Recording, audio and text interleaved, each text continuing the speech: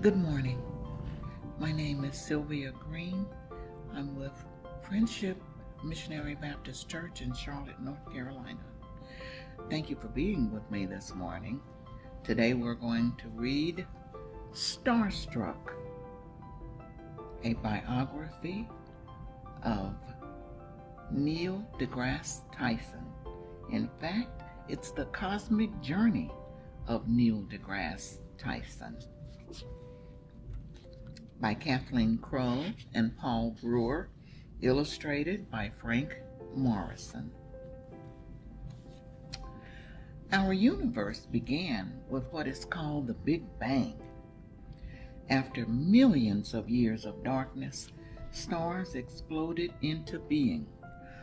Boom! Zoom ahead almost 13.8 billion years. The Hayden Planetarium ceiling glowed with what seemed like millions of stars. 9-year-old Neil looked up with wonder. Out his window in the Bronx, it looked like there were only about 12 stars. Was this a joke? A hoax? He wasn't sure. But when the lights came on, he was starstruck. Neil started looking up whenever he could. Even though he lived in a building named Skyview, his view of the night sky wasn't very good. Bright city lights got in the way. So Neil used his brother's binoculars to study the moon over the Hudson River, and it came alive, he marveled. On a family trip out of the city, away from all the lights, Neil got his first glimpse at a real sky full of stars. It looked just like the night sky in the planetarium. Neil was hooked. Now, do you know why it looked like it did at the planetarium? Because the city lights where we live in town block our views of the stars, and he was just fascinated. He now wanted to be a scientist who studies the universe, an astrophysicist. Let me say that again, astrophysicist.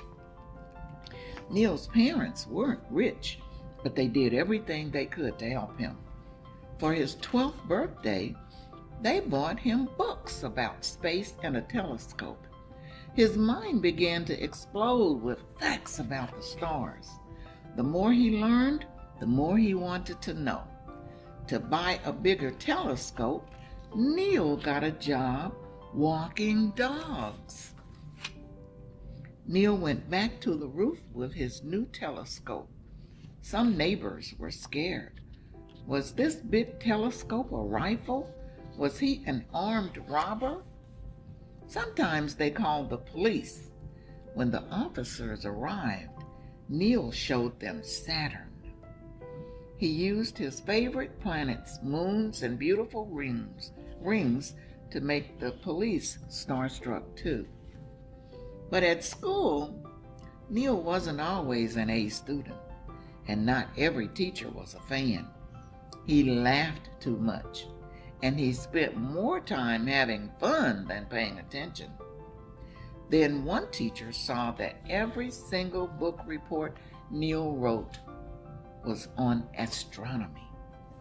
She told him about classes for young people at his favorite place, the Hayden Planetarium. Neil was often the youngest person there. The classes were hard, but he wouldn't quit. Neil pushed himself to learn more and more. One day, Neil got invited on an amazing journey. Many scientists and writers were sailing to Africa to view a rare solar eclipse. At 14, Neil was the youngest on board. Working with the experts made him feel like a science superhero.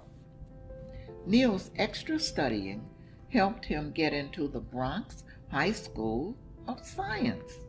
He won all the science fair prizes, but he also liked sports and dancing. At 15, Neil went to a summer astronomy camp in the California desert. There were scorpions, spiders, and coyotes, but he loved being at camp. So far from the city lights, the stars dazzled him. With his dog walking money, he had bought a good camera for taking sky pictures. Neil shared those pictures at his first public speech. Being a teen, speaking to adults did not scare him. He was a natural. Talking about science was like breathing, and people liked his explosive excitement. Some people thought Neil should focus on sports instead of science, but Neil's love of space was like a tank of rocket fuel inside him. Every new fact he learned added more fuel to that tank. By the end of high school, many scientists knew about Neil. Even the famous astronomer Carl Sagan wanted Neil to come study at Cornell University. On a snowy February day, Sagan himself gave Neil a tour, but Harvard was his final choice. At Harvard University, he kept stretching his brain and his body, keeping fit while learning more about the universe. After 11 more years of study, he earned the highest degree possible in astrophysics. He was truly one in a million, a star. Neil kept looking up, learning and solving cosmic mysteries. Then at age 35, he went to work at his beloved Hayden Planetarium, where his love of stars had begun. Within 2 years, he became the head of the planetarium. Part of his job was to go on TV to share the latest news about space. He loved asking people, "Have you heard this?" In 2000, Neil and his fellow scientists decided that Pluto was no longer a planet.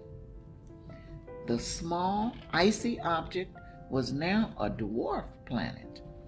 Pluto lovers were upset, but Neil showed that science can change as new facts get discovered.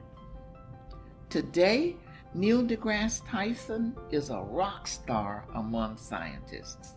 He loves to share what he knows, and he wants everyone to learn about science, space, and the universe. His hands wave and his fingers snap when he talks because science is exciting. Laughter bubbles up because science is fun. Neil has the power to make everyone starstruck.